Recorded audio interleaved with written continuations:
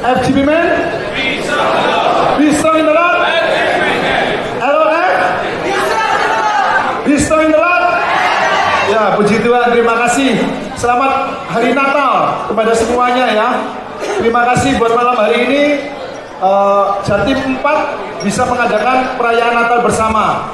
Terima kasih buat semua performance yang sudah dilakukan oleh teman-teman ya, baik yang dari luar kota. Terima kasih dari Kraksa tadi ya.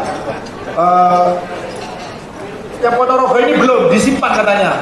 Tahun depan mau tampil tadi ya. Nah, senang sekali ya saya lihat dari Kraksa tadi, wah luar biasa. Seluruh tim ya bisa tampil, bahkan anak-anaknya juga ikut menari. Wah, saya senang sekali. Memang Natal tahun ini saya minta kita tidak mendatangkan orang dari luar, tetapi dari kita, oleh kita, untuk kita ya. Dan saya senang sekali, terutama MC-nya ini benar-benar produk LOF ya. Jadi semangat sekali. Dan semua teman-teman yang sudah menyumbangkan puji-pujian, lagu-lagunya, wah semangat, senang sekali ya. Saya merasa senang bisa menampilkan bakat-bakat yang dari Jatim 4 ya. Jadi malam hari ini pun ketika saya minta teman-teman untuk menampilkan bakat-bakatnya, mereka juga bilang, ya Pak Sugi juga yang khotbah loh, nanti tak mau orang yang lain. Wah, terima kasih ya. Ini kesempatan bagi saya untuk boleh menyampaikan pesan Tuhan untuk tahun depan ya, untuk tahun 2026. Saudara, saya mengucapkan terima kasih kepada Ketua Panitia, saudara saya yang terkasih ya, Bapak Rahmat Irawan, dan juga seluruh timnya yang sudah bekerja keras ya. Ada Bro William ya, ada Bro Hinarta ya, ada Abdul Zanhan, ada Budiman, banyak sekali. Kalau mau disebut satu persatu, saya senang, terima kasih. Kalian sudah mencurahkan tenaga, waktu, kepikiran untuk menyiapkan Natal ini. 3 bulan mereka bekerja keras, dan saya senang sekali hasilnya luar biasa malam ini ya. Saya senang sekali, saya percaya semuanya diberkati, amin, amin ya. Natal tahun ini memang berbeda dari Natal tahun-tahun yang lalu. Kalau tahun-tahun yang lalu kita kumpul dari Jatim 1, 2, 3, dan 4 ya, sehingga harus sampai 1000 orang ya, biasanya di lantai atas ya. Tapi karena lalu saya beritahu, sudah kita pisah saja supaya lebih akrab ya, masing-masing regional. Dan malam ini terbukti ya, regional Jatim 4 mengadakan sendiri, semua tampil sendiri. Wah, senang sekali, sukacita sekali. Ibu-ibunya tadi bikin heboh kita ya, semua maju, semua nyanyi. Wah, senang sekali. Saya merasa terberkati, dan saya percaya Natal adalah sukacita yang memang Tuhan Yesus berikan pada setiap kita. Karena kita ini adalah orang-orang yang terbahagia di dunia. Amin. Ya, puji Tuhan. Saya mau katakan, kenapa Natal kok dirayakan setiap tahun? Natal dirayakan setiap tahun karena Tuhan Allah itu mengasihi kita, umat manusia ya. Dia rindu setiap kita untuk menerima hadiah yang terbaik dari Dia, yaitu Tuhan Yesus. Dan memang Tuhan Yesus itu rindu untuk apa? Lahir di dalam kehidupan kita masing-masing manusia ya, sehingga kita kembali boleh terhubung dengan Tuhan Allah yang adalah Bapa dari setiap kita. Oleh sebab itu Natal selalu dirayakan karena Tuhan kepingin Dia lahir dalam hidup kita, kemudian Dia ingin apa? Kembali bekerja sama dengan kita. Natal tahun ini temanya adalah time to team up, waktunya untuk bekerja sama ya. Saudara, saya kepingin menyampaikan ayat firman Tuhan dari kitab Khotbah. Kitab Khotbah pasal 4 ayat 9 sampai 12 ya, berkata begini: berdua lebih baik daripada seorang diri. Berdua lebih baik daripada seorang diri ya. Karena mereka menerima upah yang baik. Maka dari terjemahan yang lain, firman Allah yang hidup dikatakan berdua dapat mencapai hasil yang lebih baik. Karena dari perkataan ini Pengetahuan dunia juga berkata begini, misalnya satu orang bisa menyelesaikan 100 pekerjaan, dua orang bukan hanya 200, bahkan bisa 1000, bahkan lebih. Ya, itulah kekuatan dari bekerja sama. Jadi berdua itu lebih baik karena apa? Akan mendapatkan hasil yang lebih baik juga. Jadi pesan Tuhan bagi kita adalah, ayo kita ini harus saling bekerja sama. Itu ayat yang ke-9, ayat yang ke-10. Kalau mereka jatuh, yang seorang mengangkat temannya. Ya. Saudara, kita ini manusia, tidak menutup kemungkinan ada masanya kita mengalami kelemahan. Tetapi ketika kita punya teman, kita berdua, maka ada seseorang yang bisa menolong kita. Kembali Tuhan ingatkan apa? Ayo berdua, supaya apa? Bisa saling menolong. Ya. Ayat yang ke-11 dikatakan, jikalau orang tidur berdua, mereka menjadi panas. Ya. Bisa saling menghangatkan. Ya. Bapak-bapak, ibu-ibu kalau tidur pasang AC, ya, dingin, tapi pakai selimut ya. Tapi lebih hebat, lebih hangat daripada selimut adalah suami dan istri masing-masing, ya. Ya. Itu sangat terbukti, ya. Bahkan mereka yang biasa mendaki gunung yang tinggi-tinggi itu ketika di atas mereka mengalami titik beku, mereka butuh temannya untuk apa? Bisa menghangatkan mereka. Nah, firman ini berkata, Tuhan mau supaya kita ini saling berguna. Ya, tubuh kita saling berguna untuk orang yang lain. Dan ayat yang ke-12 dikatakan, bila mana seorang dapat dikalahkan, dua orang dapat bertahan. Ini menyampaikan pesan bahwa ayo setiap kita ini harus memberikan yang terbaik, memberikan sumbangan yang terbaik dari setiap kita, sehingga ketika kita tampil berdua, kita akan kuat dan kita akan menjadi pemenang. Teman-teman, kenapa saya sampaikan tentang berdua? Karena berdua adalah konsep Tuhan bagi manusia. Ya. Ketika Tuhan Allah menciptakan manusia, itu awalnya diciptakan pria. Kemudian pria itu dibawa ke taman, ya, Eden, di taman Eden. Lalu pria ini dapat tugas untuk apa? Memberikan nama kepada semua tumbuh-tumbuhan, kepada semua hewan.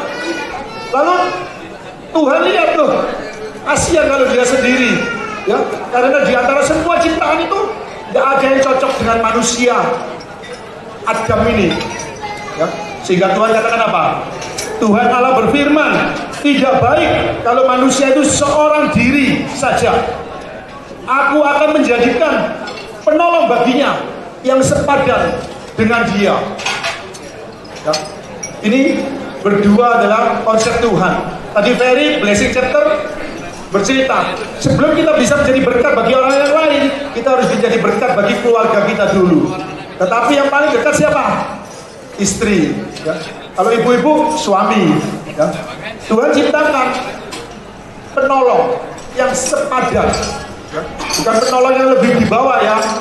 Bapak-bapak, ibu itu punya hikmat tersendiri, dan percayalah, dia penolong yang sepadan, sparring partner yang sesuai, bukan untuk tinju,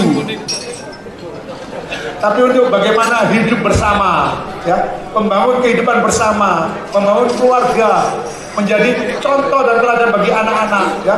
Suami istri itu harus bisa bekerja sama, karena Tuhan ciptakan mereka untuk menjadi lebih baik. Dan kedua, kalau kita lihat, ketika Tuhan Yesus ada di dunia ini, dia punya 12 murid. Tapi ketika Tuhan Yesus mengutus mereka pergi melayani, Tuhan Yesus minta mereka pergi berdua-dua. Ya. Kembali lagi, kenapa harus berdua-dua? Ya, supaya mereka bisa saling bekerja bersama-sama, bisa saling menolong. Kalau ada yang sakit, ada yang mungkin bermasalah, bisa membantu. Ya. Lalu apa? Bisa memberikan yang terbaik dalam hidupnya kepada yang lain. Lalu ketiga, setiap kita harus ingat, sebelum Tuhan Yesus mati di atas kayu salib, dia berdoa bagi murid-muridnya ketika itu, bagi semua orang yang akan percaya kepada dia, supaya apa? Saya bacakan ya, Yohanes pasal 14. Tuhan minta kepada Bapa seorang penolong yang lain, supaya ia menyertai kita selama-lamanya. Karena apa? Tuhan Yesus tahu bahwa dia akan mati di kayu salib. Kemudian dia harus bangkit dan dia naik ke surga. Bagaimana kita bisa disertai dengan Tuhan? Padahal dia sudah berjanji, aku menyertai kau senantiasa sampai akhir zaman. Oleh sebab itu dimintakan oleh Tuhan Yesus Roh Kudus, supaya Roh Kudus itu penolong yang diberikan pada kita. Di dalam Yohanes pasal 14 dikatakan Roh kebenaran, ya, yang akan apa? Yang akan menolong kita, yang akan menghibur kita, yang akan apa? Membawa kita kepada kebenaran firman Tuhan, ya. Nah, itulah fungsi dari Roh Kudus. Jadi saya mau katakan, Tuhan Yesus tidak pernah tinggalkan kita seorang diri. Amin. Ada siapa? Roh Kudus Tuhan tinggal di dalam hati kita, batin kita, bersama-sama dengan roh kita. Kita perlu katakan sehingga kita bisa menyebut Tuhan Allah itu adalah Bapa. Itu karena apa? Ada Roh Kudus Tuhan. Jadi ayo, saya itu ingat Ibu Lian Dua ini pernah mengatakan satu perkataan yang mungkin dia lupa, tapi saya ingat. Dia bilang begini, kita ini manusia yang berdosa, kita tidak pernah layak di hadapan hadirat Tuhan, tapi Tuhan begitu mengasihi kita, dia rela untuk tinggal bersama kita. Yaitu siapa? Roh Kudus Tuhan. Saudara layak? Saudara pantas?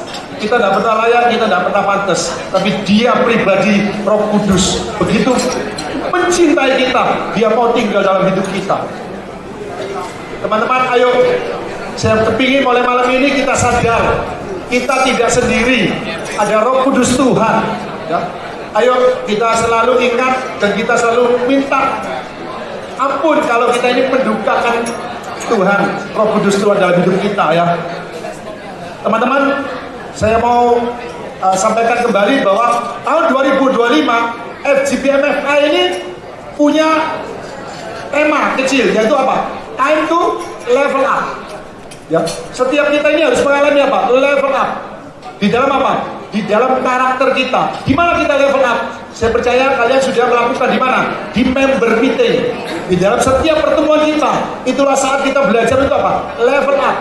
Level up dalam apa? Karakter. Level up dalam apa? Dalam nilai-nilai hidup kita. Faithfulness, kesetiaan, accountability, tanggung jawab kita.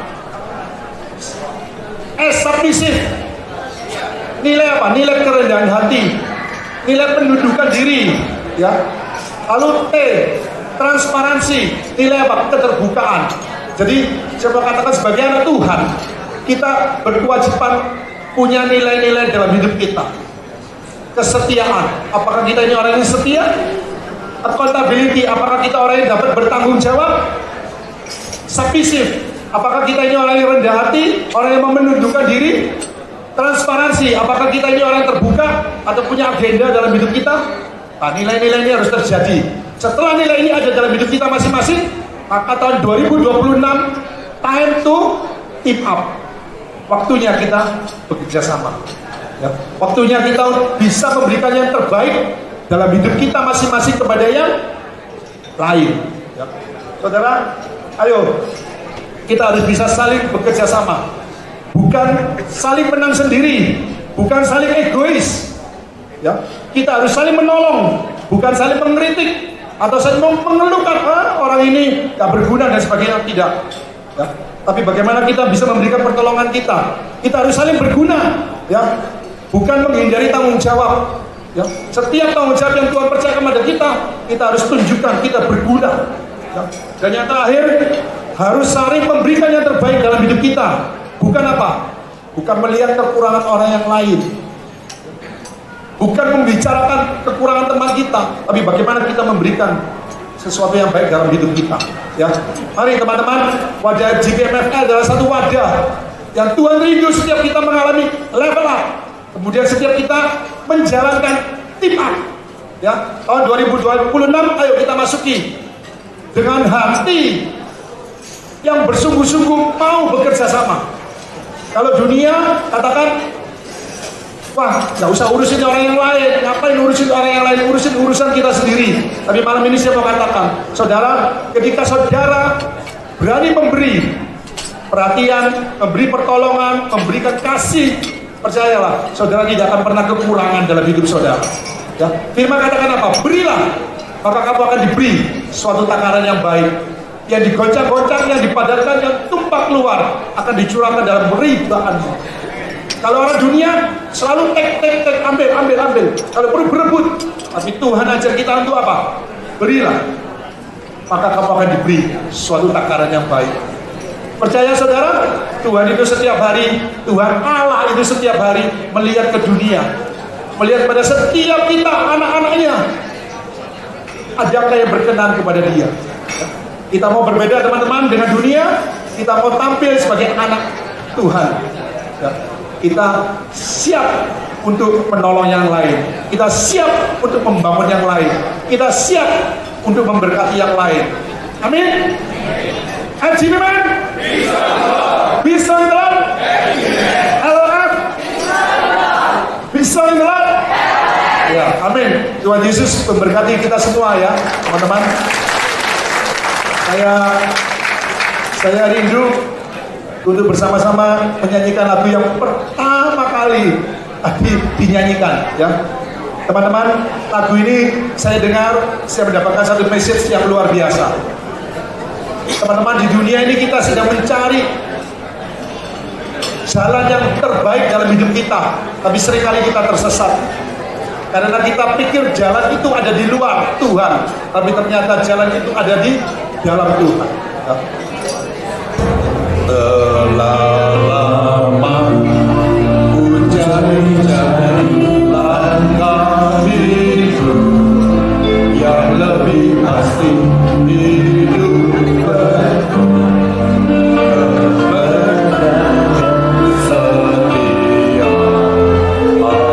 hari suatu saat Yesus panggilku untuk jadi bekerja melayani, jadi saksi baginya.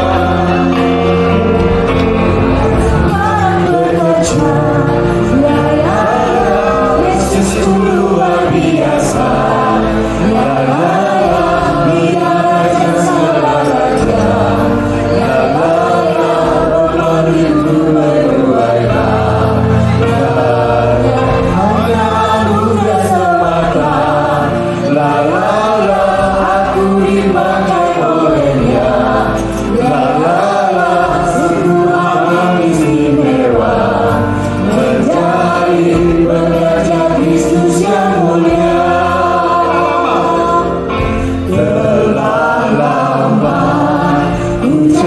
cari langkah hidup yang lebih pasti, hidup baru, kemenangan setiap hari. Suatu saat Yesus panggil untuk jadi pekerja melayani, jadi saksi baginya,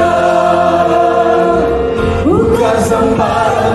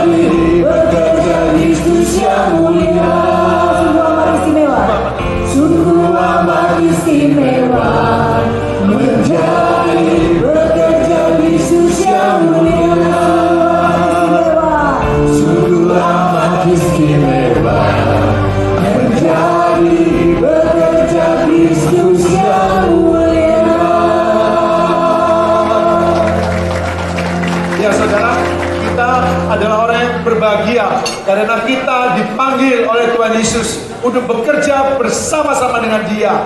Ya, ayo kita doa sebentar. Saya rindu setiap kita boleh menyambut panggilan Tuhan dalam hidup kita untuk boleh bekerja sama menjadi berkat bagi yang lain. Terima kasih Tuhan, kami mengucap syukur buat malam hari ini.